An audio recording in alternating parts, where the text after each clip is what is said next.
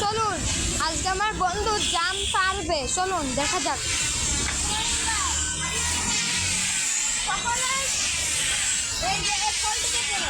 এই ফলের নাম হলো জাম।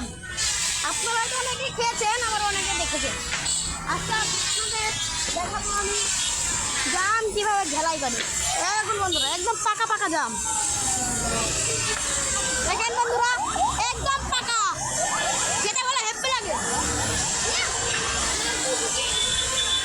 দেখেন বন্ধুরা, দেখতে পারলাম আপনারা আমাদের সাথে থাকুন, ভালো থাকবেন। মাত্র দেখাবে একটা লাঠি নিয়ে, একটা লাঠি নিয়ে, একটা লাঠি নিয়ে।